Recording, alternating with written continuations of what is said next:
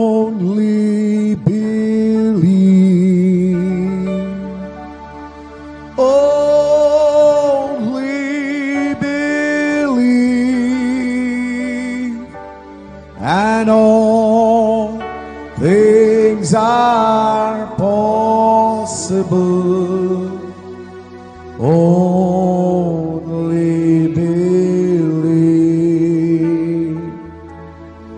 My Lord, I believe. Yes, I believe. My Lord, I believe Amen. that all things are possible. My Lord, I believe. And we all believe. My Jesus is here. My Jesus is here. And all things are possible. My Jesus is here. My Jesus is here. Thank you, Lord. My Jesus is here.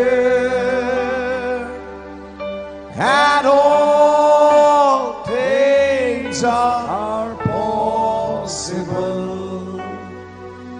My Jesus is here. అయ్యా గడియ వాక్యం మీరు ఇవ్వండి నాయన. ప్రస్తుత కాలానికి సంబంధించిన వర్తమానం మీరు ఇవ్వండి ప్రభువా. వాక్యంలో మా స్థానం ఏమై ఉన్నదో చూసే కృప దయచేయండి నాయన. కూడి వచ్చిన ప్రతి ఒక్క బిడ్డను జ్ఞాపకం చేసుకోండి ప్రభువా. అయ్యా నాయన రాలేని బిడ్డలు మరొక సమయంలో వచ్చే కృప దయచేయమని అడుగుచున్నాము. ప్రతి ఒక్కరి మీద పరిశుద్ధాత్మ అభిషేకం అనుగ్రహించమని అడుగుచున్నాము నాయన.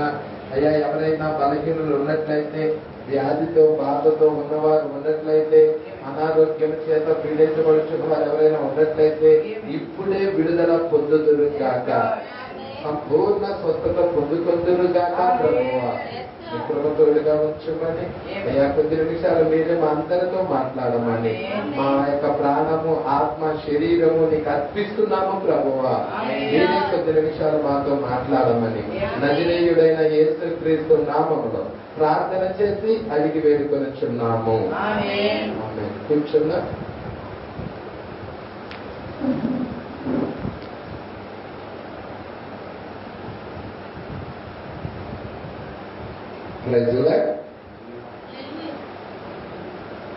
మరి ప్రకటన గ్రంథము 4వ అధ్యాయములో 2వ భాగం 88వ పేరా వైపుకు మనం తిరుగుతున్నాము. మరి మీ దగ్గర హబ్ ఉన్నా లేకపోతే బుక్ ఉన్నా కానీ చూడండి. చాలా ప్రాముఖ్యమైన విషయమును ఈ రాత్రికాల సమయంలో మనం ధ్యానించబోతా ఉన్నాం. ఎంతమంది సంతోషంగా ఉన్నారు? సంతోషంగా ఉన్నారు అందరూ ఒకసారి దేవుని స్తుతిద్దాం. హల్లెలూయా, హల్లెలూయా. సరే, ఇప్పుడు ఏదో విధముగా మనము తర్వాత వచనానికి వెళ్దామని చెప్తున్నాడు ప్రవక్త ఇక్కడ. మనము మరొక్క దాన్ని తీసుకోవాలని కోరుకుంటున్నాను. మనకు కేవలము 10 లేక 15 నిమిషాలు మాత్రమే దాన్ని చేయుటకు ఉన్నవి. మీరు చాలా అలసిపోయారా? ముందుకు వెళ్ళాలని కోరుకుంటున్నారా?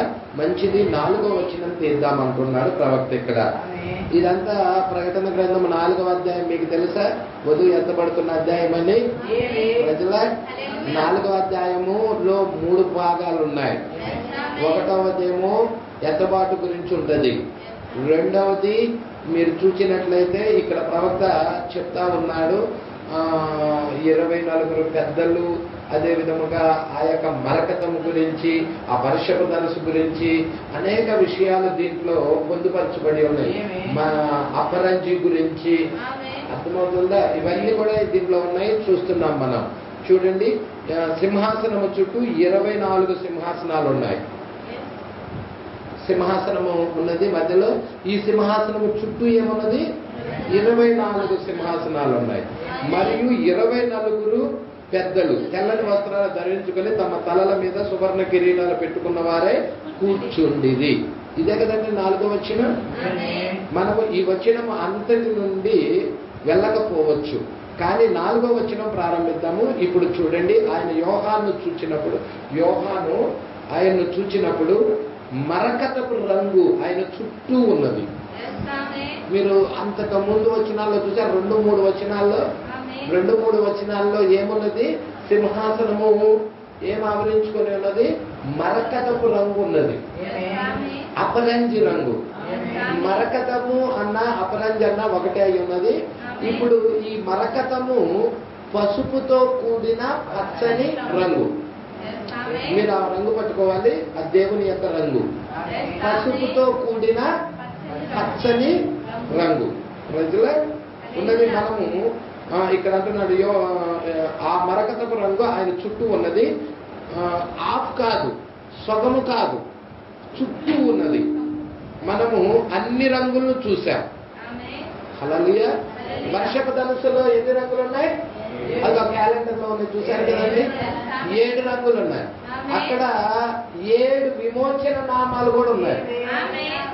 మీరు కావాలంటే చూడండి, యెహోవా ఈరే కాడి నుంచి చివరిది ఏంటండి? చూడండి, ఫస్ట్ యెహోవా ఈరే కాడి నుంచి యెహోవా షమ్మా దాకా. యెహోవా ఈరే, యెహోవా రఫా, యెహోవా నిషి, యెహోవా షాలెము, హల్లెలూయా, యెహోవా రా, తర్వాత యెహోవా సిద్కేను, యెహోవా షమ్మా. మొత్తం 7 విమోచన నామాలు. ప్రజల పట్టుకుంటున్నారు. ఇవి 7 రంగులు. వర్షపు ధనుసులో ఉన్న 7 కలర్స్. ప్రజల మీరు చాలా జాగ్రత్తగా పట్టుకోండి. ఈ కలర్స్ అన్ని కూడా, ఈ వర్షపు ధనుసులో ఉన్న ఈ రంగులన్నీ కూడా మీరు చాలా జాగ్రత్తగా పట్టుకోవాలి. హల్లెలూయా. ఇక్కడ ఏమంటున్నాడో చూడండి, మనం అన్ని రంగులు చూసాము. వర్షపు ధనుసులో మొదలుకున్నవి చూసాము. ఇవన్నీ కూడా ప్రవక్త బోధించుకుంటా వచ్చి ఉన్నాడు. మరియు అవన్నీ దేని గురించి అయి ఉన్నాయి? ఈ వర్షపు ధనుసు దేని గురించి అయి ఉన్నవి? ఆ రంగులు దేని గురించి అయి ఉన్నవి? ఆ మరకతము దేని గురించి అయి ఉన్నది? ఆ అపరంజి దేని గురించి అయి ఉన్నది? గత వారాల్లో ఇవన్నీ మనం మాట్లాడుకున్నాం. ఇప్పుడు 4వ వచనంలో ఇక్కడ అతడు మొదటిగా మాట్లాడుచున్నది ఏంటంటే, 4వ వచనంలో సింహాసనము చుట్టూ గమనించండి. ఇక్కడ ఎంతో అందమైన దృశ్యం ఉన్నది, దాన్ని మీరు తప్పిపోవద్దు. ఏంటి ఆ అందమైన దృశ్యం? తప్పిపోవద్దు అంటున్నాడు. మీరు వర్షపు ధనుసు చూచినప్పుడు సగమే కనపడుతుంది. హల్లెలూయా. వర్షపు ధనుసు సగమే కనపడుతుంది ఆకాశంలో, అవునా కదండి? కానీ ఇక్కడ యోహాను పరలోకంలో ఆయన సింహాసనాన్ని చూస్తున్నప్పుడు సింహాసనము చుట్టూ ఉన్నది. ఇక్కడ మీరు చాలా జాగ్రత్తగా గమనించండి. ఇక్కడ ఎంతో అందమైన దృశ్యం ఉంది, దాన్ని తప్పిపోవద్దు. సింహాసనము మీకు తెలుసా? మోషే దగ్గరికి తిరిగి వెళ్దాం. హల్లెలూయా. మోషే దగ్గరికి తిరిగి వెళదామంటున్నాడు. హల్లెలూయా. మోషే అనేదానికి మీకు మొదటి నిర్గమం గుర్తు రావాలి. ఇప్పుడు మనం ఉన్నది ఎన్నో నిర్గమం? 3వ నిర్గమం. తృతీయ నిర్గమంలో మనం ఉన్నాం. మొదటి నిర్గమము ప్రజలు, ఇజ్రాయేల్ ప్రజలు. తృతీయ నిర్గమంలో ప్రజలు, అన్ని జనులైన మనమై ఉన్నాం. మొదటి నిర్గమం ప్రవక్త మోషే, తృతీయ నిర్గమం ప్రవక్త విలియం బ్రనాం. ప్రజలా ఇక్కడ మీరు చూడండి, మోషే దగ్గరికి తిరిగి వెళ్దాం. మోషే మనకు ఇప్పుడు త్రవ్వుటకు అంతగా సమయం లేదు, అంతే లోతైన విషయాలు కావున కేవలం నేను చెప్పింది మీరు తీసుకోండి. మోషే సీనాయి పర్వతం మీద అతనికి దర్శనము ఇవ్వబడినప్పుడు సీనాయి పర్వతం దగ్గరికి దేవుడు దిగొచ్చాడా? మోషే సీనాయి పర్వతం దగ్గరికి దేవుడు దిగొచ్చాడా? అది మీరు నిర్గమకాండం 19వ అధ్యాయము 20వ అధ్యాయము అదే విధంగా 24వ అధ్యాయం కూడా మీరు చదవాలి. ఈ 3 అధ్యాయాలు. హల్లెలూయా. అక్కడ మీకు చూస్తే 19వ అధ్యాయం నుండి 24వ అధ్యాయం దాకా. హల్లెలూయా. చాలా జాగ్రత్తగా చదవండి. అక్కడ మరి ఆయన న్యాయ విధులు అన్ని చెప్తాడు, 10 ఆజ్ఞలు తీసుకొస్తాడు. హల్లెలూయా. అక్కడ ఉరుములు ఉంటాయి, మెరుపులు ఉంటాయి, ధ్వనులు ఉంటాయి, చట్టం వస్తుంది అక్కడికి. ధర్మశాస్త్రం గురించి మాట్లాడుతున్నాడు అక్కడ. ప్రజల ఇవన్నీ జాగ్రత్తగా మీరు పట్టుకోవాలని ప్రభు పేరట కోరుచున్నాను. అంటే ఏమంటున్నాడో చూడండి. ఇక మెరుపులు ఉరుములు వస్తున్నాయంటే అది ఇక ఏమిటని అర్థం? మీరు చూసారా? 5వ వచనంలో ఏముందమ్మా? ఆ సింహాసనంలో నుండి ఏమొస్తున్నాయి? ఆ సింహాసనంలో నుండి మెరుపులు, ధ్వనులు, ఉరుములు బయలుదేరుతున్నాయి. దేవుడికి మహిమ కలుగును గాక. పట్టుకుంటున్నారండి? ఇది చాలా ఇంపార్టెంట్. 5వ వచనం అండి అది. ఆ సింహాసనంలో నుండి ఏమేమవుతున్నాయి? మెరుపులు, ధ్వనులు, ఉరుములు బయలుదేరుతున్నాయి. హల్లెలూయా. పట్టుకుంటున్నారా? ఇక్కడ ఎప్పుడైతే ఇవి వస్తున్నాయో ఇక ఇది కృపా సింహాసనము ఇక ఎన్నడూ కాదనేది మీరు గ్రహించాలి. కృపా సింహాసనం కాదు. కృపా సింహాసనం అంటే అక్కడ రక్తం ఉంది. హల్లెలూయా. గొర్రెపిల్ల యొక్క రక్తం ఉంది. ఎప్పుడైతే గొర్రెపిల్ల యొక్క రక్తం తీసేయబడుతుందో ఇక అది ఏ సింహాసనంగా మార్చబడుతుందంటే తీర్పు సింహాసనముగా మార్చబడుతుంది. కృపా సింహాసనముగా ఉండదు, కానీ తీర్పు సింహాసనంగా మార్చబడుతుంది. ఇక్కడ మీరు చాలా జాగ్రత్తగా పట్టుకోండి. ఇది కృపా సింహాసనము ఇక ఎన్నడూ కాదనేది మీరు గమనించాలని నేను కోరుతున్నాను. అక్కడ రక్తము కార్చబడినది. మరి బలి అర్పణ తిరిగి వచ్చినది కూడా. ఎవరు ఆ బలి? ఆ బలి పశువు ఎవరు? గొర్రెపిల్లే, యేసుక్రీస్తే. తిరిగి వచ్చినది కూడా ఆ బలి పశువు, ఆ గొర్రె పిల్ల, వధించబడిన గొర్రె పిల్ల, ఆ రక్తము కారుచున్న గొర్రె పిల్ల, 7 కన్నులు 7 కొమ్ములు కలిగిన గొర్రె పిల్ల, వధించబడిన గొర్రె పిల్ల తిరిగి వచ్చినది కూడా. వారు వారు దాన్ని అంగీకరించారు. హల్లెలూయా.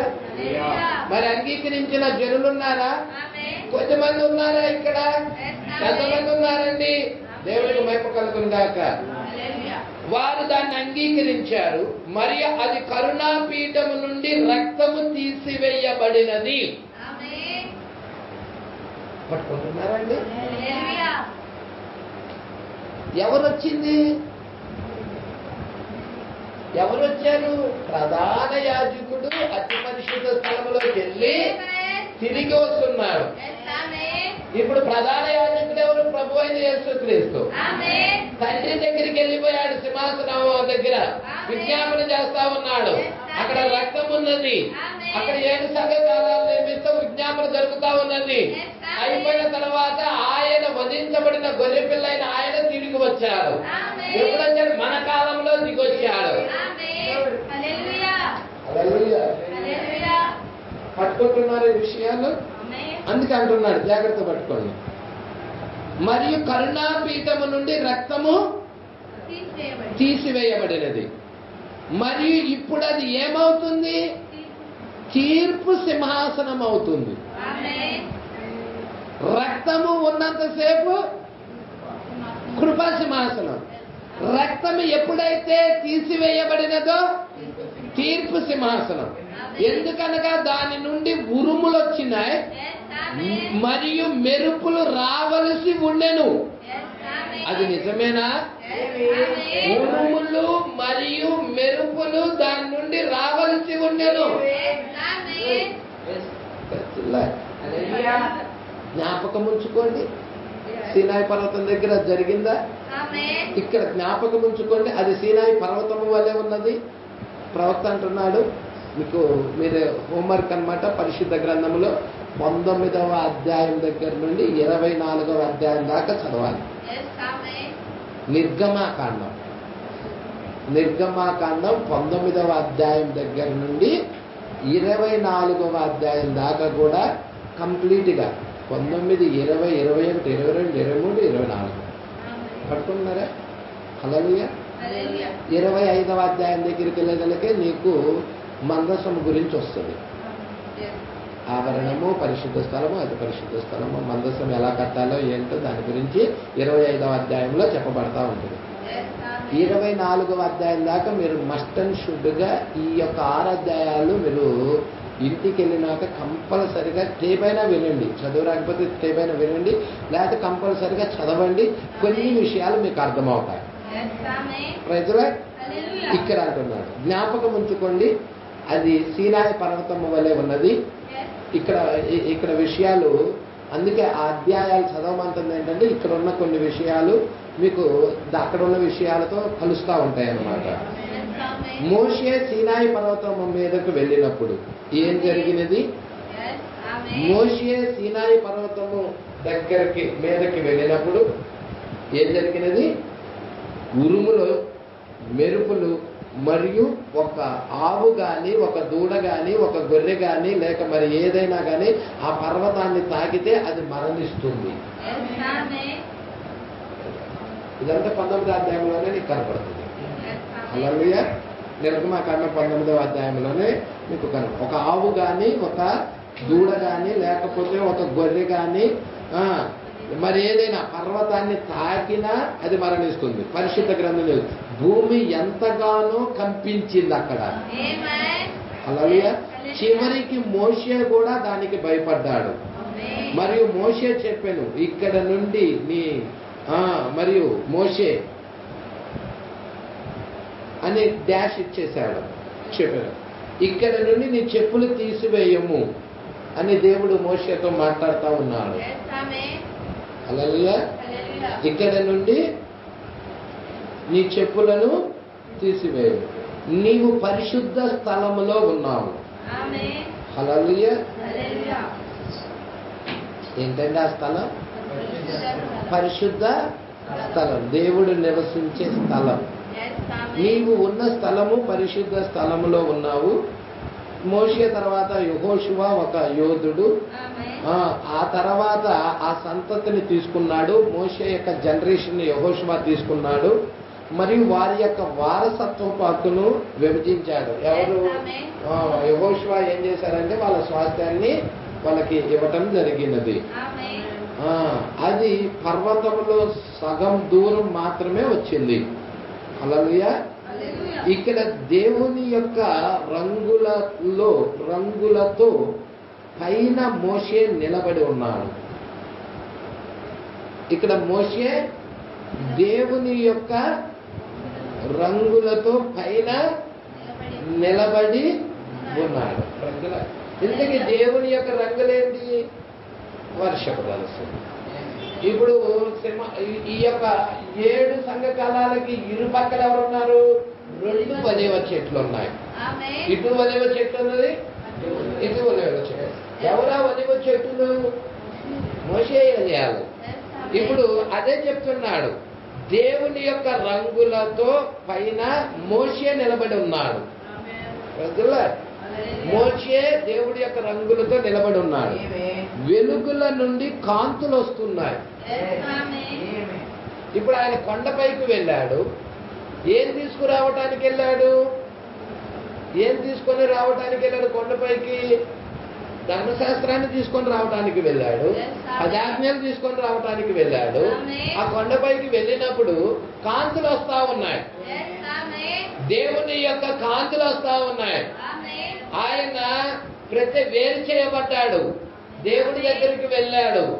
వెళ్ళి అక్కడ నుండి గ్రంథాన్ని, ధర్మశాస్త్రాన్ని తీసుకొని వస్తున్నాడు.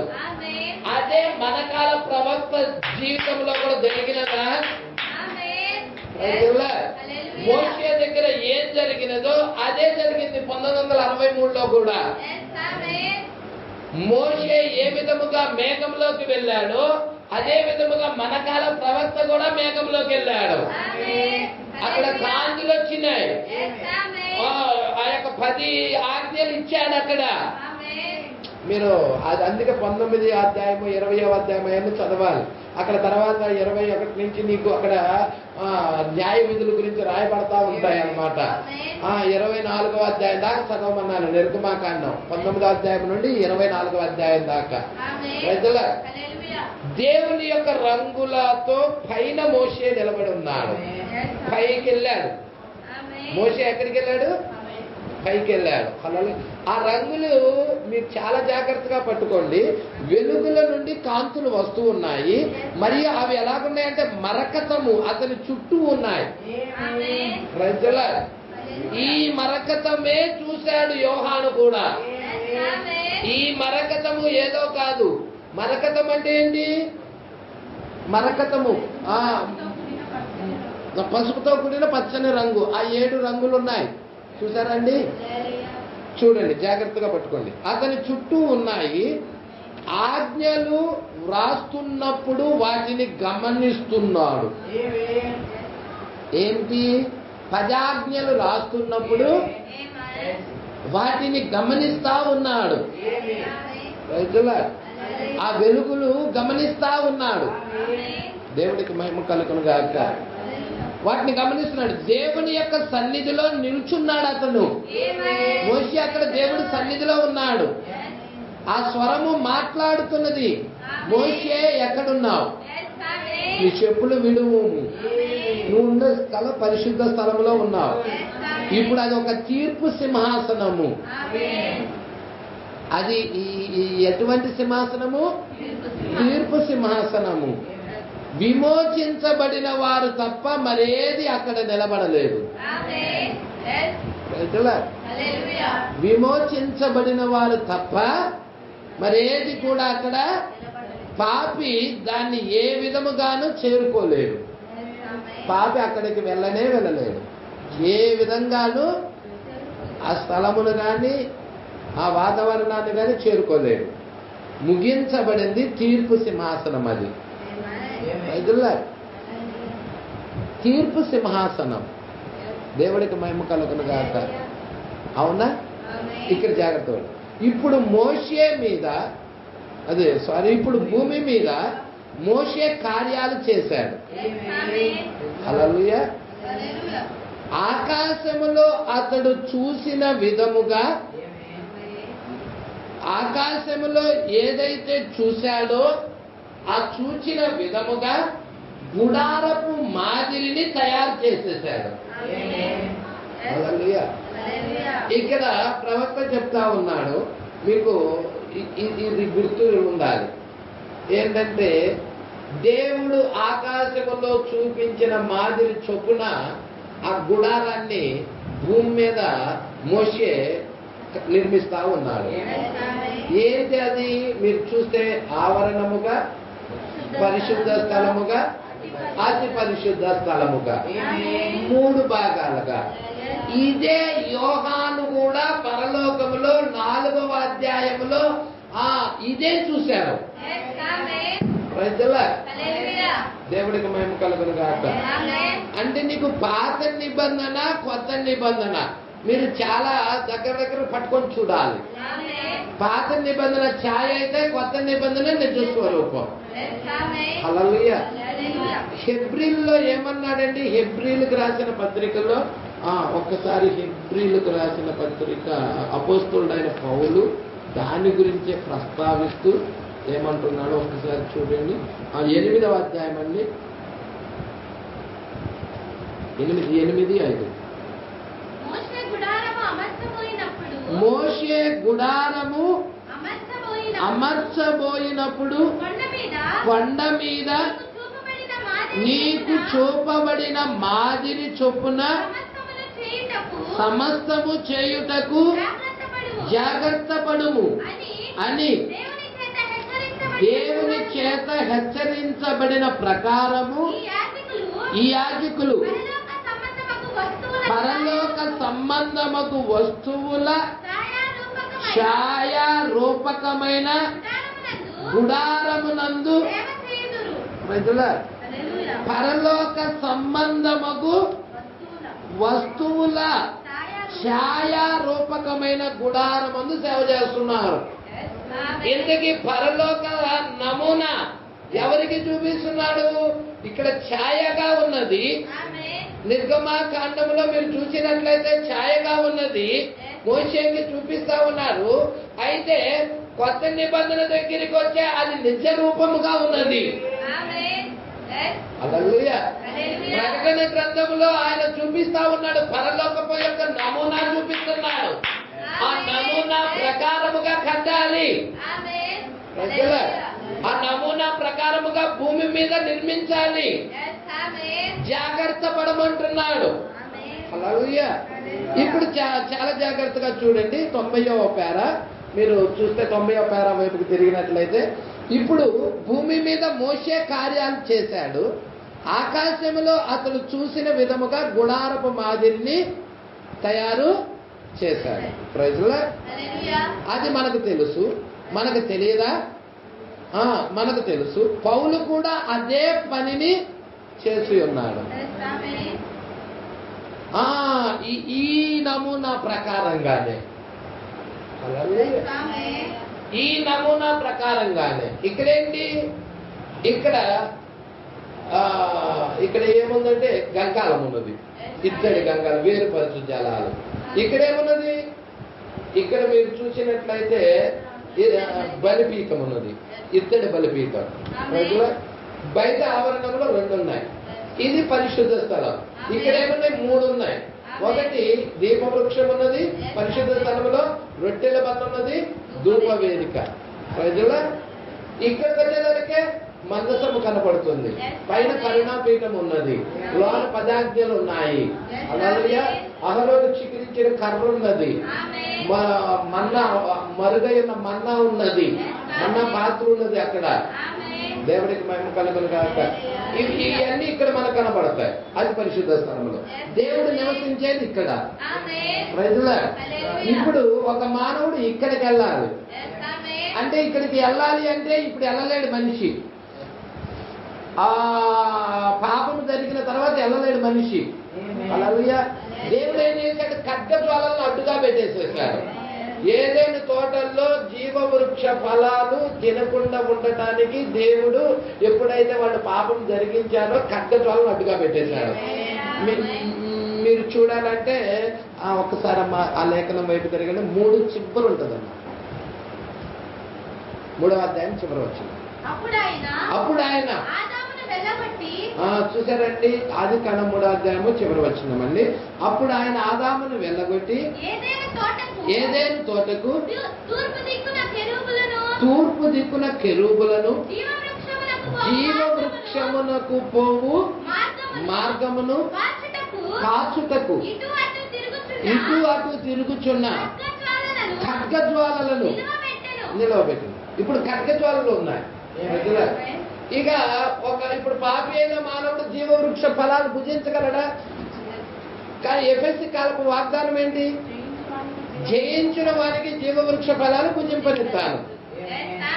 రైతుల వర్ణాకాలం దగ్గరికి వచ్చేదానిక 2వ మరణం వల్ల హాని జరగదు. హల్లెలూయా.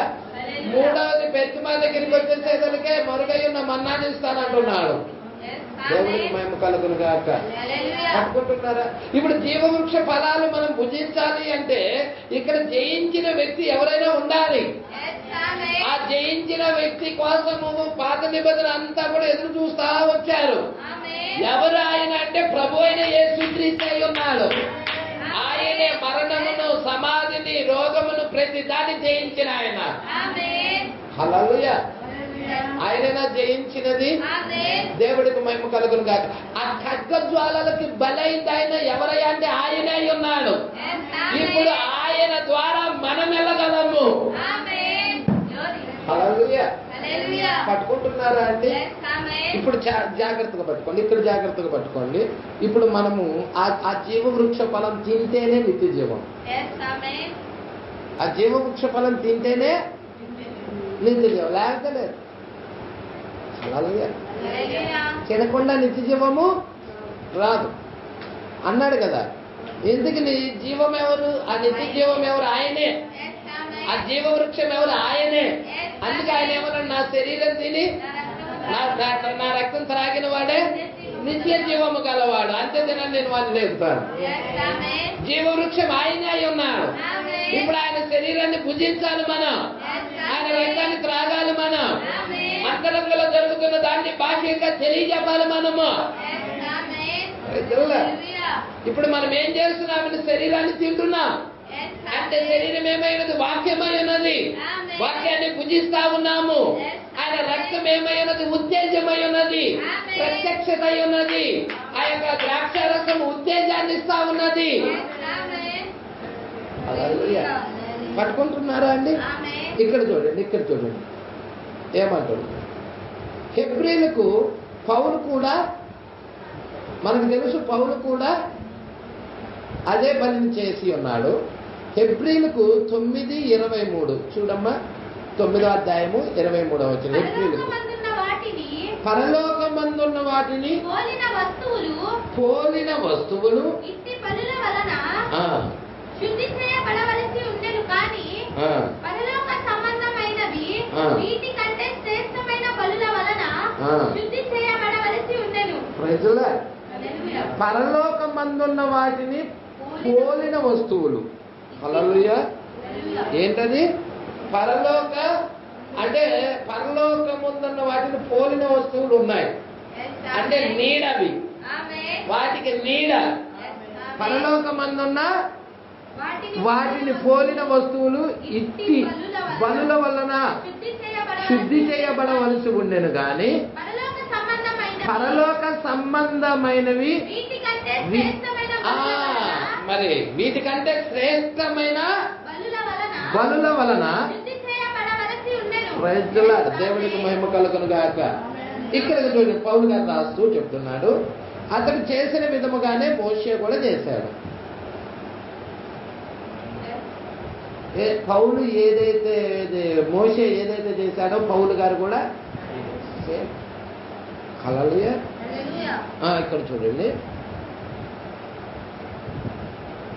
మరియు పౌలు తన దర్శనములో పైకి ఆకాశానికి వెళ్ళాడు. ఎక్కడికి వెళ్ళాడండి? ఆకాశానికి వెళ్ళాడు. ఆయన కూడా చూశాడు. ఈయన కూడా ఆకాశము వైపు ఆ వెలుగులు అవన్నీ చూశాడు. ఆకాశంలో నుంచి వచ్చే అన్ని కూడా చూశాడు. పరలోకంలో ఆయన అంత దేవుడు చూపించిన నమూనా ప్రకారంగా మోసే కడతా ఉన్నాడు. ఇక్కడ మనకి కొత్త నిబంధన ప్రవక్త పౌలు కనపడుతున్నాడు, మరి పాత నిబంధన ప్రవక్త మోషే కనపడుతున్నారు. మీరు చూస్తున్నారా అండి? మన కాల ప్రవక్త విలియం బ్రన్హాం కూడా కనపడతా ఉన్నారు. ఇవన్నీ చాలా జాగ్రత్తగా మీరు పట్టుకోండి. అక్కడేం జరిగిందో, అక్కడేం జరిగిందో, పౌలు దగ్గర ఏం జరిగినదో, మోషే దగ్గర ఏం జరిగిందో, పౌలు దగ్గర ఏం జరిగిందో, మన కాల ప్రవక్త దగ్గర ఏం జరిగిందో, ఇవన్నీ కనుక మీరు చూడగలిగితే ఇప్పుడు వర్తమానం మనకి ఈజీగా అర్థమవుతుంది. పట్టుకుంటున్నారు ఈ విషయాలు. ఏమంటున్నాడో చూడండి. పౌలు తన దర్శనంలోకి పైకి ఆకాశంలోకి వెళ్ళినప్పుడు ఘనమైన పుస్తకమైన హెబ్రీలు గురించి ఆలోచించి ఉంటాడు. ఈ హెబ్రీలకు రాసిన పుస్తకం అనేది ఘనమైన పుస్తకం. హల్లెలూయా. సామాన్యమైనది కాదండి హెబ్రీలకు రాసిన పుస్తకము. మరి ఘనమైన పుస్తకమైన హెబ్రీల గురించి ఆలోచించి ఉంటాడు. హల్లెలూయా. మోషే చూసిన దాన్ని తప్పకుండా ఇతడు కూడా దర్శనంలో చూసి ఉండాలి. మోషే ఏదైతే చూశాడో తప్పకుండా ఇతడు కూడా, ఎవరు ఇతడంటే పౌలు గారు కూడా సేమ్ చూసి ఉండాలి. దేవుడికి మహిమ కలుగును గాక. ఎందుకనగా అతడు దాన్ని చెప్పి ఉన్నాడు. అతడు అద్భుతమైన హెబ్రీలకు రాసిన పుస్తకం గురించి ఆలోచించి ఉండాలి. క్రైస్తత్వం అనేది పాత నిబంధన యొక్క ప్రతిరూపముగా ఎలాగ ఉన్నదో హెబ్రీలకు గ్రంథములో పొందుపరిచారు. చూశారు కానీ మీరు ప్రవక్త ఒక వర్తమానంలో చెప్తాడమ్మా, యెహోషువ గ్రంథము ఎఫెసీయులకి సమాంతరంగా ఉందంట. అంటే పాత నిబంధన కొత్త నిబంధన ఏం చేస్తున్నాడు, కరెక్ట్గా ఎట్లాగున్నదో చూపిస్తున్నాడు, సమరూపముగా చూపిస్తున్నాడు. ఇప్పుడు పాత నిబంధనలో మోషే ఏమైతే చూసి ఆ వాక్యాలు రాశాడో, ఏ పని అయితే చేశాడో అదే విధముగా కొత్త నిబంధనలో పౌలు గారు కూడా అలాగే దాన్ని పొందిపరిచాడు. అందుకే అంటున్నాడు ఇక్కడ, ఏమంటున్నాడంటే హెబ్రీలకు పుస్తకము గురించి ఆలోచించి ఉండాలి అతను. క్రైస్తత్వము అనేది పాత నిబంధన యొక్క ప్రతిరూపముగా ఎలా ఉన్నదో, హల్లెలూయా, అంటే కొత్త నిబంధన అనేది పాత నిబంధన యొక్క ప్రతిరూపం. హల్లెలూయా, పట్టుకున్నారా? క్రైస్తత్వం అనేది పాత నిబంధన యొక్క ప్రతిరూపముగా ఎలా ఉన్నదో హెబ్రీ గ్రంథములో ఉన్నది. పౌలు అతడు గొప్ప ఉపదేశకుడు అండి. దేవుడికి మహిమ కలుగును గాక. పౌలు గొప్ప ఉపదేశకుడైంది. ఇప్పుడు అది ఆయన సింహాసనము చూస్తున్నాడండి. ఇక్కడ మీరు చాలా జాగ్రత్త పట్టుకోండి. ప్రకటన 4లో చూస్తా ఉన్నాడు. అదేంటది, ఇది ఆయన సింహాసనం మీద కూర్చున్నాడు. 4వ వచనం అదేనా? 4వ అధ్యాయము 4వ వచనం. సింహాసనము చుట్టూ 24 సింహాసనాలు ఉండెను. ఈ సింహాసనమునందు 24 పెద్దలు తెల్లని వస్త్రాలు ధరించుకొని తమ తలల మీద సువర్ణ కిరీటాలు పెట్టుకున్న వారై ప్రజలారు. మీరు జాగ్రత్తగా చూడాలని నేను కోరుకుంటున్నాను. ఆయన తర్వాత దానిలోకి వెళ్దామంటున్నాడు ప్రవక్త. ఇక్కడ 91వ పేర మీరు కొంచెం చూడండి. 91. మనం కేవలం నేను దీనిని దాటి ముందుకు వెళ్ళబోచున్నాను, కానీ నేను ఇది చేయలేను. నలుపు ఎక్కడున్నది? మీరు నలుపుని తీసుకున్నావా డాక్ సహోదరుడా? అది వెనక ఉన్నదా? మంచిది, నేను ఇక్కడ నుండి మీకు చూపిస్తాను. ఇప్పుడు చూడుము, మీకు పెన్సిల్ మరి పేపర్ తీసుకోండి. ప్రవక్త ఇలా చెప్తున్నాడు, పేపరు పెన్సిల్ మీరు తీసుకోండి. ఇక్కడ నేను మీకు కొద్దిగా చెప్పాలనుకుంటున్నాను. నేను ఈ ఉదయం కూర్చున్నప్పుడు ఏదో నా దగ్గరకు వచ్చింది. ఏదో ఈ ఉదయ కాలంలో నేను కూర్చొని ఉన్నప్పుడు ఏదో ఒకటి నా దగ్గరకు వచ్చింది. ఇప్పుడు నేను ఏం చేశానో మీకు చెప్తాను. ఇప్పుడు నేను ఏం చేశానో మీకు చెప్తాను. మీరు గమనించినట్లయితే ఈ వెనక నేను దాన్ని చిత్రించి ఉన్నాను. గమనించారా? ఆత్మ నాకు ఇచ్చిన విధంగానే నేను దాన్ని చిత్రించి ఉన్నాను. గమనించారా? అది ఏమై ఉన్నదో దాన్నే చిత్రించి ఉన్నాను నేను. కానీ నేను ఇక్కడ కొద్దిగా చెప్పాలని అనుకుంటున్నాను. ఇప్పుడు దేవుడు సింహాసనాసీనుడై ఉన్నాడు. తర్వాత ఆయన తీర్పరిగా మారతాడు. తర్వాత ఆయన ఎట్లా మారతాడు? తీర్పరిగా మారతాడు. అది నిజమేనా? తీర్పును తీర్చే వ్యక్తి అన్నమాట. అంటే ఉన్నతమైన న్యాయాధిపతి. తీర్పును తీర్పరి ఎప్పుడు చెప్తాడు? తీర్పరి ఎప్పుడు చెప్తాడు? ఆయన తీర్పు సింహాసనానికి వచ్చినప్పుడు చెప్తాడు. అంటే సింహాసనం మార్చబడాలి. అంటే కృపా సింహాసనం నుండి తీర్పు సింహాసనముగా మార్చబడినప్పుడు తీర్పును చెప్తాడు. హల్లెలూయా. ఒక సింహాసనం. ఇప్పుడు పాత నిబంధన ఏ విధముగా తయారు చేయబడిందో నేను మీకు చెప్తాను. పాత నిబంధన ఎలా తయారు చేయబడిందో మీకు చెప్తాను అంటున్నాడు. ఇప్పుడు పాత నిబంధన మీకు అర్థం కావాలంటే ఆవరణములు ఏ విధముగా ఆ సింహాసనమును చేరుకొనుటకు తయారు చేయబడ్డాయో. ఇప్పుడు ఆవరణంలో ఉన్న వ్యక్తులు మరి ఆ సింహాసనాన్ని చేరుకోవాలంటే తెరలు ఉన్నాయి మధ్యలో. ఏమున్నాయి? తెరలు ఉన్నాయి. ఎలాగా చేరుకోవాలో చెప్తానంటున్నాడు. హల్లెలూయా. ఎలా చేరుకోవాలి? ఆ తెరలు తీసేయబడాలి. తెరలు తీసేస్తేనే కదా చేరుకునేది. లేకపోతే ఆ అడ్డు తెరలు తీసేయబడకుండా చేరుకోలేరు. మరి యేసుక్రీస్తు సిలువ వేయబడినప్పుడు ఏం జరిగినది? తెర ఏమైనది? చిరిగిపోయినది. పట్టుకుంటున్నారా? ఓపెన్ అయిపోయింది, అతి పరిశుద్ధ స్థలం కనపడుతుంది. దేవుడికి మహిమ కలుగును గాక. ఇక్కడ మీరు జాగ్రత్తగా పట్టుకోవాలి. ఏం చెప్తున్నాడో ప్రవక్త ఏం చెప్తున్నాడో మీరు చూడాలి. పాత నిబంధన ఏ విధముగా తయారు చేయబడిందో నేను మీకు చెప్తాను. ఆవరణాలు ఏ విధముగా సింహాసనాన్ని చేరుకున్నట్టుకు తయారు చేయబడ్డాయో, మరి యోహాను ఎలా చూశాడు వాటిని? యోహాను కూడా చూశాడా? ఇప్పుడు మీరు చూడండి, సింహాసనంలో ఏమున్నాయి? ఉరుములు ఉన్నాయి, మెరుపులు ఉన్నాయి, ధ్వనులు ఉన్నాయి. ఇవి సింహాసనం దగ్గర నుండి ఎక్కడికి వస్తున్నాయి? ఆవరణం దగ్గరకు వస్తున్నాయి. ఆవరణం ఏమిలో ఉన్నాయి? ఆవరణం దగ్గర ఏముంది?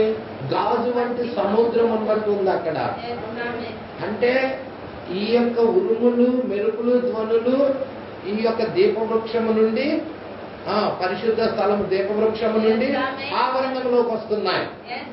పట్టుకుంటున్నారా అండి? ఈ విషయాలు జాగ్రత్తగా మీరు పట్టుకోవాలి. దేవుడికి మహిమ కలుగును గాక. అందుకే ఇక్కడ అంటున్నాడు, ఏమంటున్నా? ఆవరణాలు ఏ విధముగా సింహాసనాన్ని చేరుకున్నట్టుకు తయారు చేయబడ్డాయో, మరి యోహాను ఎలా చూశాడు? ఈ ఉదయం మనం దానిలోకి వెళ్ళటం లేదు, కానీ ఆ విధముగా ఆవరణాలు ఆయన చేరుకున్నట యోహాను చూశాడు. హల్లెలూయా. మరియు తన ఆవరణమును చేరుకున్నట్టుకు ఏం చెయ్యాలి? ఆవరణాన్ని చేరుకోవటానికి, తన ఆవరణమును చేరుకోవటానికి ఏం చేయాలి? ఇప్పుడు నేను దీన్ని ప్రేమిస్తున్నాను అంటున్నాడు ప్రవక్త. దేవుడికి మహిమ కలుగును గాక.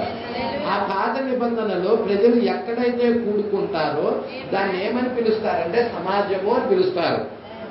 హల్లెలూయా. మొదటిగా వారు సమాజంలోనికి వచ్చుటకు ముందు, వారు లోపలికి వచ్చుటకు వారు రక్తం క్రిందకు రావాలి. రక్తం కిందకి రావాలి. లోపలికి రావాలంటే రక్తం కిందకి రావాలి. రక్తం కిందకి రాకుండా లోపలికి వెళ్ళలే. అవును కదండి? మనమైన క్రీస్తులోకి వెళ్ళాలంటే యేసుక్రీస్తు రక్తం ఉండాల్సిందే. యేసుక్రీస్తు రక్తం లేకుండా ఏ వ్యక్తి కూడా క్రీస్తులోకి వెళ్ళలేడు. హల్లెలూయా. పరిశుద్ధాత్మ లేకుండా ఏ వ్యక్తి క్రీస్తులోకి వెళ్ళలేడు. పట్టుకుంటున్నారా అండి? అది ఇక్కడ మీరు చూడండి, లోపలికి వెళ్ళుటకు వారు రక్తం క్రిందకి రావాలి. బయట ఏమున్నాయి? ఆవరణాలు ఉన్నాయి. మొదటగా బయట దగ్గరికి వచ్చేసేదానికి వేరుపరచు జలాలు ఉన్నాయి. అక్కడ ఇద్దరి గంగాలంలో ఏమున్నాయి? వేరుపరచు జలాలు ఉన్నాయి. ఇంకా అక్కడ ఏమున్నాయి బయట? మరి అక్కడ ఒక ఎర్రని పెయ్యను చంపి అక్కడ ఇద్దరు బలిపీఠం ఉంటుంది. ఇద్దరి బలిపీఠం ఉంటుంది. ఆ బలిపీఠం మీద ఏం చేస్తారు? బలులు అర్పిస్తారు. ఆ బలిపీఠం మీద బలి అర్పిస్తా ఉంటారు. ఇప్పుడు ఎర్రని పెయ్యిని చంపుతున్నారు. ఇప్పుడు కూడా ఇజ్రాయేల్ ప్రజలు దేని కొరకు ఎదురు చూస్తున్నారు? వాళ్ళు ఎర్ర పెయ్యి కొరకు ఎదురు చూస్తూ ఉన్నారు. హల్లెలూయా.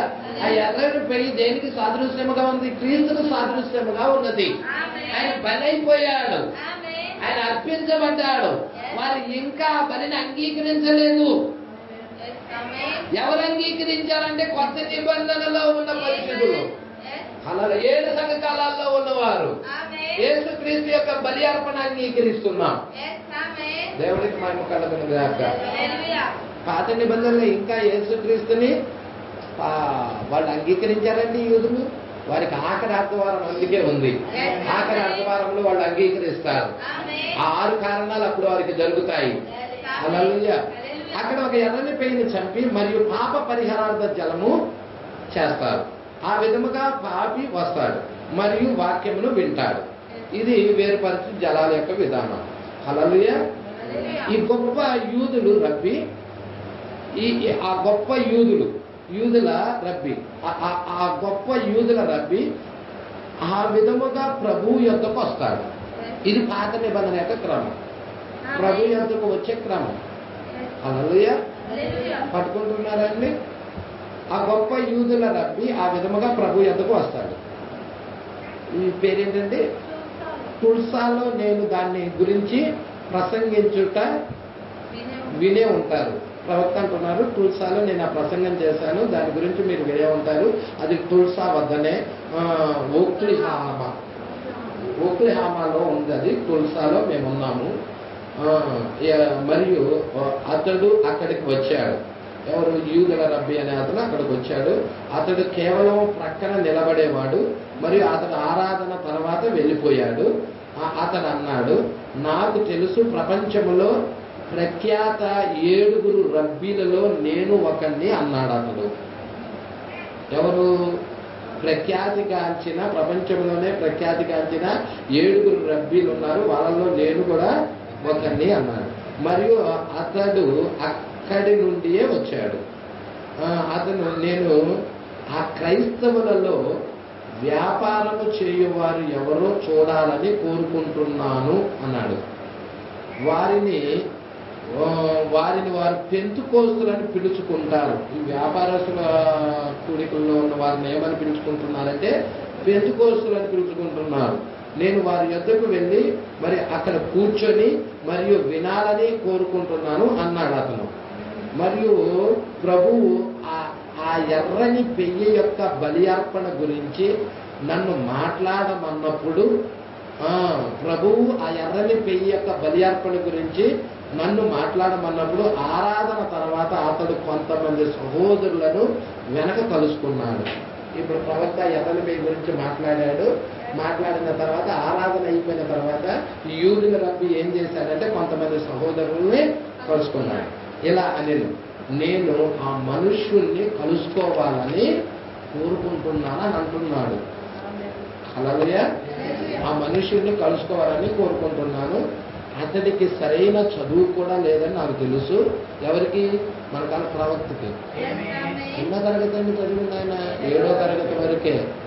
సరైన చదువు కూడా లేదని నాకు తెలుసు. అయితే ఇలా అన్నాడు, అన్ని రకములైన వ్యత్యాసమైన పద్ధతులు తెలిసిన ఒక యూదుల రబ్బీని నేను ఇలా అన్నాడు, అటువంటిది ఎన్నడూ నా జీవితంలో నేను చూడాలా. సహజాతీతమైనది ప్రవక్త చెబుతున్నప్పుడు అసాధాతీతమైనది వచ్చేసిందా? హల్లెలూయా. ఇది ఏమంటున్నాడంటే అన్ని రకాలైన వ్యత్యాసమైన పద్ధతులు కూడా నాకు తెలుసు, నేను ఒక యూదుల రబ్బీని నేను అని అటువంటిది ఇలా అంటున్నాడు అతను. ఆ యూదుల రబ్బీ అటువంటిది ఎన్నడూ కూడా నా జీవితంలో నేను చూడలేదు, నేను ఎన్నడూ దీన్ని చూడలేదని చెప్తా ఉన్నాడు. రైతులే, దేవుడికి మహిమ కలుగును గాక. ఇక్కడ యూదుల రబ్బీకి దేవుడు నేత్రాలు తెరవటం గమనిస్తున్నాం. హల్లెలూయా. మరియు అతడు ఒక పెంతుకోస్తు రబ్బీ అయిపోయాడు. హల్లెలూయా. పెంతుకోస్తు రబ్బీ పట్టుకుంటున్నారు. పరిశుద్ధాత్మతో నిండి ఉన్నాడు. అది పెంతుకోస్తు రబ్బీ అంటే. ఏమై ఉన్నాడు? పరిశుద్ధాత్మతో నిండి ఉన్నాడు. ప్రతి చోటుకు వెళుతున్నాడు, సువార్తను ప్రకటిస్తున్నాడు. పెంతుకోస్తు రబ్బీ అని తాను అలా పిలుచుకుంటున్నాడు. ఇక హల్లెలూయా. పెంతుకోస్తు రబ్బీని అని తాను అలాగా పిలుచుకుంటున్నాడు. అతను వాషింగ్టన్లోని యూరీ హోటల్కు వెళ్ళాడు. ఎక్కడికి? మరొక దినమున దిగువన మేము ఇద్దరము బ్రదర్ జాక్ దగ్గరకు కలిసాం. మరొక దినాన దిగువన మేము ఇద్దరము బ్రదర్ జాక్ దగ్గర కలిసాము. ఈ జాక్ సహోదరు దగ్గర మేము కలిసామని ప్రవక్త చెప్తా ఉన్నాడు. మరియు ఆ స్త్రీకి అతను తెలుసు, అక్కడ ఉన్న స్త్రీకి ఈ యూదుల రబ్బీ గురించి తెలుసు. ఆమె ఇలా అన్నది, రబ్బీ, మేము మీ కొరకు ఒక మంచి గదిని సిద్ధం చేశాము. ఆమె అంటుంది, రబ్బీ, మేము నీ కొరకు ఒక మంచి గదిని ఏర్పాటు చేశాము. కానీ అన్నది ఆమె, అక్కడ టెలివిజన్ అనేది లేదు. అక్కడ ఎటువంటి టెలివిజన్ అనేది లేదు. అతడు అన్నాడు, దానిలోని కార్యాలన్నీ కూడా నరకపు దృశ్యాలు. ఆయన ఏమంటున్నాడు? దానిలో ఉన్న కార్యాలన్నీ నరకము నుండి వచ్చినాయే. దానికి పేరేంటంటే హెల్త్ విజన్. నరకపు దృశ్యాలు, హెల్త్ విజన్. బయటకు విసిరేయండి. చూసారా అండి? యూదుల్లో పెట్ట చెప్తున్నాడు. ఎందుకు? ఆ పరిశుద్ధాత్మ అతన్ని తాకినప్పుడు లోకానికి వ్యతిరేకంగా ఉంటారండి. హల్లెలూయా. బయటకు విసిరేయండి. అక్కడ అది ఏ విధంగానైనా ఉండుటను నేను కోరుకోవటంలా. అసలు అక్కడ ఆ గదిలో ఏ విధంగా అయినా కానీ ఉండాలని నేను కోరుకోవటంలా దాన్ని. హల్లెలూయా. ఒకవేళ అది అక్కడ ఉన్నట్లయితే నేను దాన్ని బయటకు త్రోసేస్తాను. హల్లెలూయా. పట్టుకుంటున్నారా అండి? ఆమె అంది రబ్బీ అన్నది. అతడు అన్నాడు, నేను ఒక పెంతెకోస్తు రబ్బీని. ప్రజలా, మీరు అనుకుంటున్నట్టుగా కాదు, అందరూ లోకంలో ఉన్న విధంగా కాదు. నేను ఒక పెంతెకోస్తు రబ్బీని. దేవుడికి మహిమ కలుగునుగాక. హల్లెలూయా అన్నాడు. ఇప్పుడు బ్రదర్ బ్రహ్మం, నీవు ఇజ్రాయెల్కి వెళ్ళేటప్పుడు నేను కూడా నీతో వస్తాను. ఏమంటున్నాడు ఆ రవి? బ్రదర్ బ్రహ్మం, ఇప్పుడు నువ్వు ఇజ్రాయెల్కి వెళ్ళేటప్పుడు నేను కూడా నీతో వస్తాను. మనము దాన్ని మా ప్రజలకు తీసుకొని వెళ్దాం. దానిని మన ప్రజలకు తీసుకొని వెళ్ళొచ్చు. అంటే ఈ సహజాతీతమైనది ఖచ్చితంగా మన ప్రజల దగ్గరికి తీసుకొని వెళదాం అని చెప్తున్నాడు ఈ యూదుల రబ్బీ. నేనన్నాను, ఇక ప్రవక్త అంటున్నాడు, ఇప్పుడు కాదు రబ్బీ, ఇప్పుడు కాదు, ఆ గడియ ఇంకా రాలేదు, కొద్ది కాలం ఆగు. హల్లెలూయా. ఇప్పుడు కాదు, ఆ గడియ ఇంకా రాలా, కొద్ది కాలం ఆగమని చెప్తున్నాడు. ఇప్పుడు ఈ పవిత్ర స్థలమును గమనించుము. ఇప్పుడు మీరు ఆవరణంలోనికి వచ్చినప్పుడు మొదటిదేంటి? ఆవరణం. హల్లెలూయా. బయట ఉన్న ఆవరణము, బలులు అర్పించు బలిపీఠము. చూస్తున్నారండి, బలులు అర్పించే బలిపీఠం. తర్వాత ఉంటుంది ఇక్కడ మీరు చూస్తున్నారు ఇత్తడి బలిపీఠము. ఇత్తడి బలిపీఠం మీద బలులు అర్పించబడతా ఉంటాయి. బయట ఉంటుంది అది. పరిశుద్ధ స్థలానికి వెళ్ళటానికి మధ్యన, అంటే ఇత్తడి బలిపీఠం నుండి పరిశుద్ధ స్థలానికి వెళ్ళటానికి మధ్య తెర ఉన్నాయి. అలా ఏమున్నాయి? ఇత్తడి బలిపీఠానికి బయట ఉంటుంది, అతి పరిశుద్ధ స్థలానికి వెళ్ళటానికి మధ్యన ఒక తెర వేలాడుతూ ఉంటుంది. అక్కడే ఈ అతి పరిశుద్ధ స్థలంలోనే ఏముంటుందంటే కరుణాపీఠం ఉంటుంది. అక్కడే కెరూబులు కూడా ఉన్నాయి. అటుపక్క ఇటుపక్క ఏమున్నాయి? మన తదుపరి పాఠముగా దాన్నే తీసుకోవాలని కోరుకుంటున్నాను. కెరూబులు కరుణాపీఠాన్ని కప్పుచున్నాయి. ఎక్కడైనా ఉన్నదా? దీనిలోనే ఉన్నది. ఇదిగో ఇక్కడ చూస్తే చిన్నగా ఉన్నది. అది లేదా ఈ యొక్క ఈ యొక్క ఏముంటుందంటే దీన్ని ఏమంటారు? మందసం అంటారు. ఈ పైన కరుణాపీఠము, ఇటువైపు కెరూబు, ఇటువైపు కెరూబు ఉంటుంది. ఆ శకిన మహిమ మధ్యలోకి దిగొస్తా ఉంటుంది. కెరూబులు కరుణాపీఠాన్ని కప్పుచున్నాయి. మనము ఒక నెలంతా దాని మీద ఆగగలం, అంటే నెలంతా బోధించగలం దాని మీద అంటున్నారు ప్రవక్త. గమనించారా? కెరూబుల మీద, ఆ కెరూబుల మీదే నెల మొత్తం బోధించవచ్చు అంటున్నాడు. ఏం అభిషేకం అండి! గమనించండి ఇక్కడ 95వ పేరాలో. ఇప్పుడు వారు లోపలికి వెళ్ళినప్పుడు గమనించండి, సంఘం అక్కడికి వస్తుంది. హల్లెలూయా. సంఘము ఎక్కడ? ఇప్పుడు సంఘం అంతా ఎక్కడ ఉంటుందండి? అతి పరిశుద్ధ స్థలంలోకి వెళ్తుందా? పాత నిబంధనలో అతి పరిశుద్ధ స్థలంలోకి ప్రజలందరూ వెళ్ళడానికి లేదు. ప్రధాన యాజకుడు ఒక్కడే రక్తాన్ని పట్టుకొని, అతనికి డ్రెస్ కూడా వేరేగా ఉంటుంది. హల్లెలూయా. పట్టుకుంటున్నారండి? అతని డ్రెస్ కూడా వేరేగా ఉంటుంది. అతడు కూడా దానిమ్మ గంటలు ఆ డ్రెస్ కట్టుకొని అతడు ఆ దానిమ్మ గంటలు నడుస్తున్నప్పుడు యెహోవా పరిశుద్ధుడు పరిశుద్ధుడు పరిశుద్ధుడు అని నడుస్తూ ఉంటాడు. అతడు రక్తాన్ని పట్టుకొని వెళ్తా ఉంటాడు. ఇక్కడ మీరు చాలా జాగ్రత్తగా గమనించాలి. 3 భాగాలు. సంఘం అంతా అక్కడ ఉంటుంది. యాజకులేమో ఇక్కడ నిలబడతారు. యాజకులు ఎక్కడి వరకు వెళ్ళగలరు? యాజకులు మీరు చూస్తున్నారా? ధూమ వేదిక, ధూపము వేసేటప్పుడు జకరియా కదా, ఎలిజబెత్ భర్త పేరు జకరియా కదా, ఆయన ఒక యాజకుడు అయి ఉన్నాడు. మరి బయటేమో సభికులు అందరూ ఉన్నారు. ఆయనేమో లోనకి వెళ్ళి ఏ యాజకుడు ధూపం వేస్తా ఉన్నాడు. ధూప వేదిక దగ్గరికి ప్రభు దూత వస్తుంది అక్కడ. ఇది మీకు అక్కడ కనపడుతుంది కదండి. మీరు అది లోక స్వార్థను చదవచ్చు అనమాట. యాజకులు ఇక్కడ నిలబడ్డారు, సంఘం అంతా అక్కడ ఉన్నది. మరి కానీ అక్కడికి కేవలం ప్రధాన యాజకులు మాత్రం సంవత్సరానికి ఒకసారి వెళ్తాడు. ఎక్కడికి? ఆ అతి పరిశుద్ధ స్థలంలోకి సంవత్సరానికి ఒక్కసారి ప్రధాన యాజకుడు వెళతాడు. తనతో పాటుగా రక్తాన్ని తీసుకొని వెళతాడు. పట్టుకుంటున్నారా? రక్తాన్ని తీసుకొని తనతో పాటుగా రక్తాన్ని తీసుకొని వెళ్తాడు. ఇక్కడ మీరు జాగ్రత్తగా పట్టుకోండి. ఇక్కడ 95వ పేరా చాలా ఇంపార్టెంట్ అనేది జాగ్రత్త పట్టుకోండి. మరియు అతడు ఒక నిర్దిష్టమైన విధముగా వస్త్రధారణ చేసుకుంటాడు. ఎవరు? ఇప్పుడు ప్రధాన యాజకుడి యొక్క వస్త్రధారణ గురించి రాదు. అందుకే ఇదంతా కూడా నిర్గమాకాండంలోనే ఉంటుందండి. 25, 26, 27 అధ్యాయాలు మీరు చదివితే మీకు కనపడుతూ ఉంటుంది. మీరు చూడండి ఇక్కడ ఒక నిర్దిష్టమైన వస్త్రధారణ చేసుకుంటాడు. ఒక నిర్దిష్టమైన అంగీ ఉంటుంది అతనికి, దానికి ఒక గంట ఉంటుంది, దానికి దానిమ్మకాయలు ఉంటాయి, దాని నుండి మరో దానికి. మరియు అతడు నడుస్తున్నప్పుడు అతడు ఒక నిర్దిష్టమైన విధానంలో నడుస్తాడు. ఇదంతా ఎందుకు చెప్తున్నావు పాస్టర్ గారు? ఒక విశ్వాసి యొక్క నడక ఎలా ఉండాలో చెప్తున్నాను. ఒక విశ్వాసి యొక్క నడక కూడా లోకరీతిగా ఉండటానికి లేదు. ఈ ప్రధాన యాజకుడు ఏ విధముగా నడుస్తున్నాడో అలా ఉండాలి. ప్రజల మీరు చాలా జాగ్రత్తగా పట్టుకొని, చాలా ఇంపార్టెంట్ అయినది. మీరు ఎత్తబడాలనుకుంటే మాత్రము ఈ వాక్యం చాలా మోస్ట్ ఇంపార్టెంట్. అది ఛాయ చూపిస్తున్నాడు, నిజ రూపం చూపిస్తున్నాడు. మనకి ఛాయలో ఎలాగున్నదో అలాగే నిజ రూపంలో కూడా ఉన్నదని ప్రవక్త తీసుకొస్తా ఉన్నాడు. దాన్ని మీరు పట్టుకోండి. పాత నిబంధన చూపిస్తున్నాడు, కొత్త నిబంధన కూడా చూపిస్తా ఉన్నాడు. మీరు జాగ్రత్తగా చూడాలని నేను కోరుతున్నాను. అతడు నిర్దిష్టమైన విధానంలో నడుస్తున్నాడు.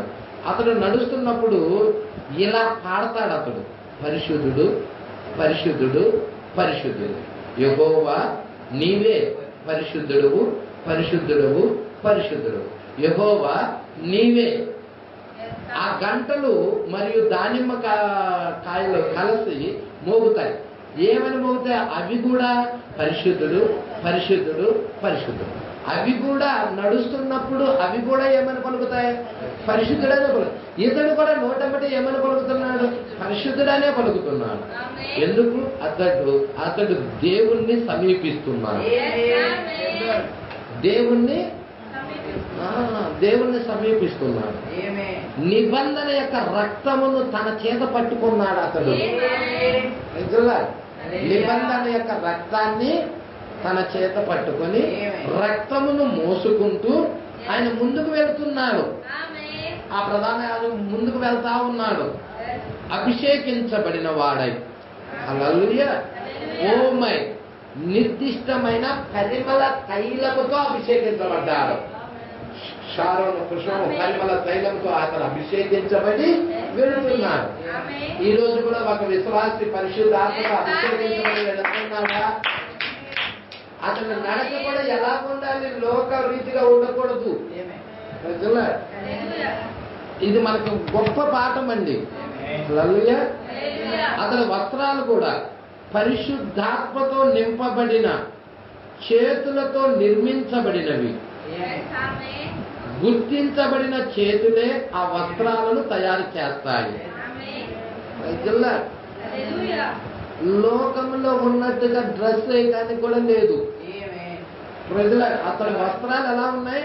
పరిశుద్ధాత్మతో నింపబడిన, చేతులతో నిర్మించబడినవి.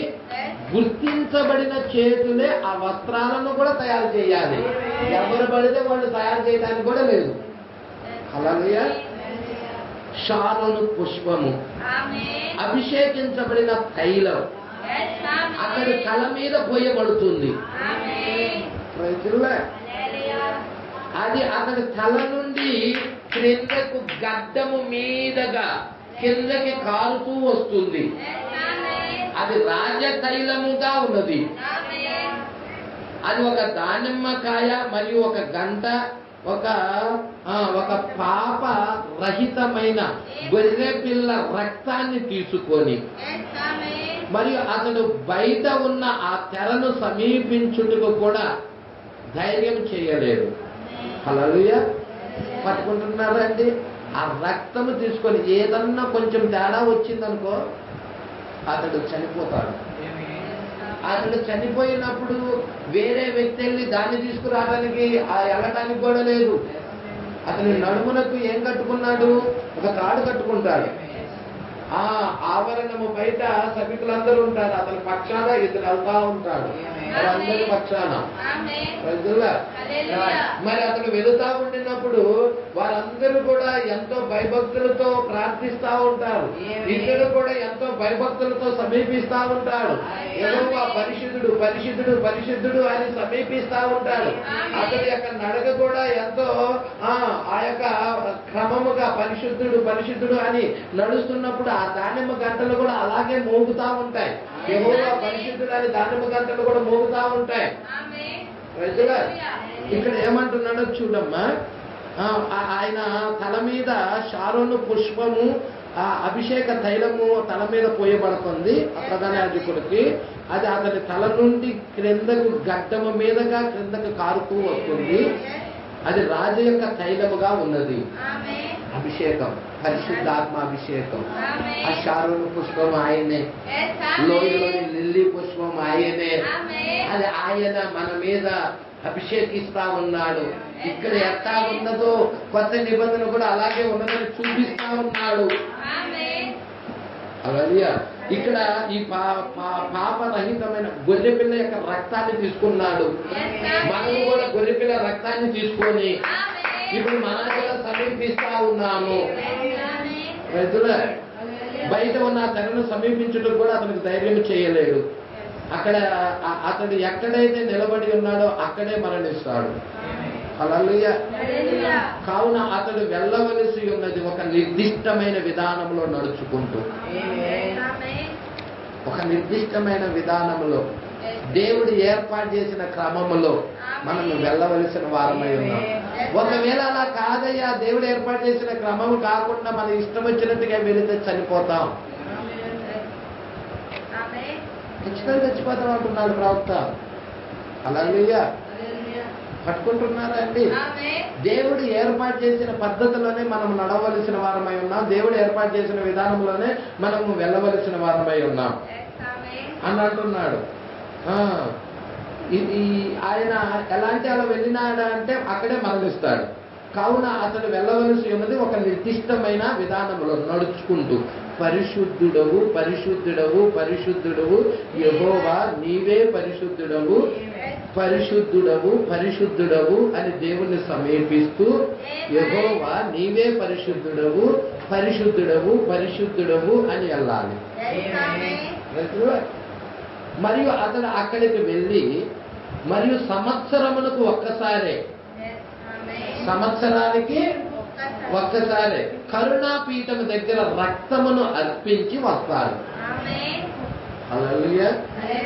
కరుణాపీఠము దగ్గర రక్తాన్ని అర్పించి వస్తాడు. మరియు అతడు అక్కడ ఉన్నప్పుడు షెకీనా యొక్క మహిమను చూచుటకు అవకాశమును కలిగి ఉంటాడు. ఈ అతి పరిశుద్ధ స్థలములోనే షెకీనా మహిమ కనపడేది. ఈ ప్రధాన యాజకుడు షెకీనా మహిమ యొక్క చూడటానికి అవకాశం కలిగి ఉన్నది. ఇప్పుడు చూసారు షెకీనా మహిమ బయట ఉన్న వాళ్ళు ఎవరైనా చూస్తారా? యాజకుడు కూడా చూడటానికి లేదు. ప్రధాన యాజకుడే వెళ్ళినప్పుడు ఆ షెకీనా మహిమను చూసేవాడు. ఎందుకు? అతి పరిశుద్ధ స్థలానికి ఎవరైతే వెళుతున్నారో అతడు షెకీనా యొక్క మహిమను చూచుటకు అవకాశం కలిగి ఉంటాడు. అగ్ని స్తంభముగా ఉన్నప్పుడు అపరంజి యొక్క వెలుగు కిందకు వస్తుంది. ఏమవుతుందంట? అగ్ని స్తంభముగా ఉన్నప్పుడు అపరంజి యొక్క వెలుగు కిందకు వస్తుంది, భూమి మీదకు వస్తుంది. షెకీనా వెలుగు, షెకీనా మహిమ. దేవుడు మీకు తెలుసా? మీరు జాగ్రత్తగా పట్టుకోండి. ఆవరణం దగ్గర సూర్యుడి వెలుగు ఉంటుంది. పరిశుద్ధ స్థలములో దీప వృక్షం వెలుగు ఉంటుంది. అతి పరిశుద్ధ స్థలములో ఏ వెలుగు ఉంటుంది? షెకీనా మహిమ ఉంటుంది. సహజాతీతమైన వెలుగు ఉంటుంది. దేవుడి వెలుగు అయి ఉన్నది. అది అక్కడి స్తంభమై ఉన్నది. అది మరకతమై ఉన్నది. ఎంత చక్కగా వివరిస్తున్నాడండి. హల్లెలూయా. అపరంజి వెలుగు అన్నమాట. మరకతము, అపరంజి ఇదంతా ఒకటేనండి. పట్టుకుంటున్నారా? అపరంజి యొక్క వెలుగు కిందకు వస్తున్నది. అది ఇజ్రాయేల్ ప్రజలకు నాయకత్వం వహిస్తుంది. పట్టుకుంటున్నారా? ఈ పేర వరకు చూద్దాము. ఈ పేర చూసుకొని క్లోజ్ చేద్దాం. ఇజ్రాయేల్ ప్రజలకు ఇజ్రాయేల్ ప్రజలకు ఏం చేస్తా ఉన్నది? హల్లెలూయా, నాయకత్వము వహించింది. హల్లెలూయా. ఆ యొక్క వెలుగు ఎవరికి నాయకత్వం వహించడానికి వచ్చి ఉన్నది? ఇజ్రాయేల్ ప్రజలకు.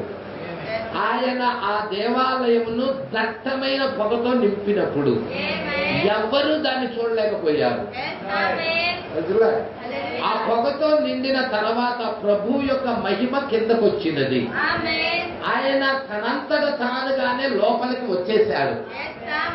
దేవుడు లోపలికి వచ్చేసాడు. ఆ తెర వెనకకు వెళ్ళాడు. మరియు ఆ అతి పరిశుద్ధ స్థలంలోని కరుణాపీఠం మీద నివసిస్తున్నాడు. అది అత్యంత పరిశుద్ధ స్థలము, అతి పరిశుద్ధ స్థలం, అతి పరిశుద్ధ స్థలం అని పిలుస్తారు. మరియు అతడు ఒక నిర్దిష్టమైన విధానంలో వస్త్రాలు ధరించుకుని ఉంటాడు. హల్లెలూయా. పట్టుకుంటున్నారా అండి? ఒక నిర్దిష్టమైన విధానంలో నడుస్తున్నాడు.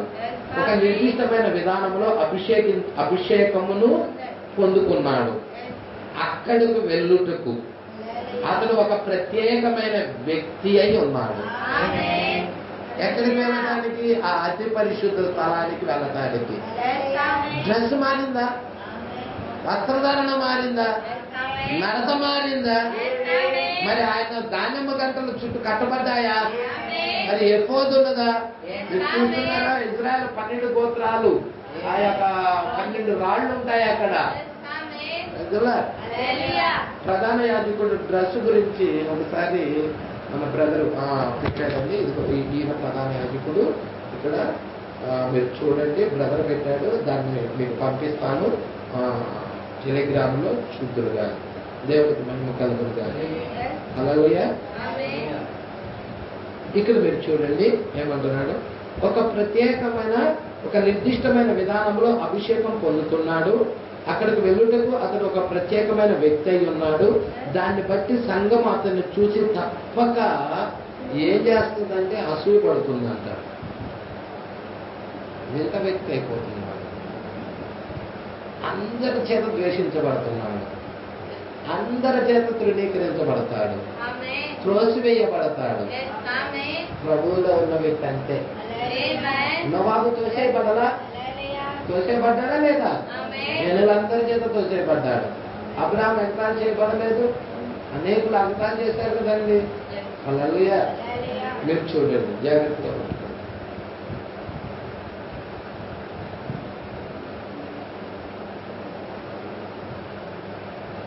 కానీ యేసు పట్టుకున్నారా? కానీ యేసు మరణించినప్పుడు ఆ దేవాలయపు తెర చినిగిపోయినది. ఇది చాలా ఇంపార్టెంట్. హల్లెలూయా. యేసు మరణించక ముందు దాకా తెర ఉంది.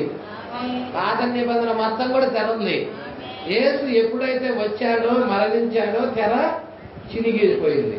ప్రధాన యాజకుడు మాత్రమే కాదు, ఎవరైనా షకీనా మేఘం యొక్క అదే అభిషేకము పొందుకుంటే మరి ఒక పవిత్రమైన జీవిగా నడుస్తూ పరిశుద్ధుడు పరిశుద్ధుడు పరిశుద్ధుడు యెహోవా నీవే పరిశుద్ధుడు అని దేవుని యొక్క సన్నిధిలో సమీపించుదాం. యేసు రక్తము ద్వారా ఆయన ముందుకు సమీపించుదాం. పాత నిబంధనలో ప్రధాన యాజకుడు ఒక్కడే వెళ్ళేవాడు. కానీ కొత్త నిబంధనలో ఎప్పుడైతే తెర తిరిగిపోయినదో ఇక ప్రతి ఒక్కరు కూడా ఆ ప్రధాన యాజకుడు కలిగి ఉన్న ఆ మహిమను, ఆ చెక్కిన మహిమ ఆయన ఒక్కడే కాదు, అందరూ చూడాలని దేవుడు అందరి కొరకు ఆయన చనిపోయాడు. పట్టుకుంటున్నారండి? ఆ వధువులో ఉన్న వారందరూ కూడా చూడాలనేది ఆయన సంకల్పమై ఉన్నది. ఆయన్ను లోనికి తీసుకున్నాం. ఇప్పుడు యేసుని మన లోనికి తీసుకుందాం. ప్రభు అయిన యేసు ఇక్కడ ఒక బలహీనమైన మనుష్యుడు ఉన్నాడు. అతడు నా సహోదరుడు. ఇప్పుడు అతడు చనిపోవుటకు మరణ శయ్య మీద ఉన్నాడు. ప్రభువా, నేను నిన్ను సమీపించుచున్నాను. ఇలాగెళ్ళాలి. హల్లెలూయా. ప్రభువా, నేను నిన్ను సమీపించుచున్నాను. పరిశుద్ధుడవు, పరిశుద్ధుడవు, పరిశుద్ధుడవు. యెహోవా నీవే పరిశుద్ధుడవు, పరిశుద్ధుడవు, పరిశుద్ధుడవు. దేని కొరకు? ఒక ప్రధాన యాజకుని మాదిరిగా, ఒక ప్రధాన యాజకుని మాదిరిగా. దేని కొరకు? నా సహోదరుడికి బదులుగా. పరిశుద్ధుడు, పరిశుద్ధుడవు, పరిశుద్ధుడవు. యెహోవా నీవే పరిశుద్ధుడవు. పట్టుకుంటున్నారండి? అక్కడే నీవున్నావు అంటున్నాడు. ప్రజల నా సహోదరునికి బదులుగా మరి మనం వెళ్ళవలసిన వారమై ఉన్నాం. అతన్ని ఇప్పుడు ఆ వ్యక్తి స్వస్థత పొందాలంటే మన ప్రవక్త దినాల్లో ఆ వ్యక్తి స్వస్థతలు పొందాలంటే ఎలా పొందాలి? చనిపోయిన ఒక వ్యక్తి కార్ యాక్సిడెంట్ లో రుజునుజైన వ్యక్తి బతికాడంటే ఎలా బతికాడంటున్నాడు? ఆ ప్రధాన యాజకుడు రాబట్టే, ఆ ప్రధాన యాజకుడిని సమీపించబట్టే ఇప్పుడు మనము కూడా ప్రధాన యాజకుడైన యేసుక్రీస్తుని సమీపించాలి. ఆయనే ప్రధాన యాజకుడు అయి ఉన్నది. హల్లెలూయా. మరి మన కాల ప్రవక్త ఆయన్ని కలిగి ఉన్నాడు, మనము కూడా ఆయన్ని కలిగి ఉన్నాం. నెక్స్ట్ వారం చూద్దాము 97వ పేరా నుండి. మరి చాలా అద్భుతమైన మాటలు ఉన్నాయి ఇక్కడ. మీరందరూ కూడా అవి చూడాలని ప్రభు పేరు కోరుచున్నాను. నెక్స్ట్ వారం 97వ పేరా నుండి చూద్దాం.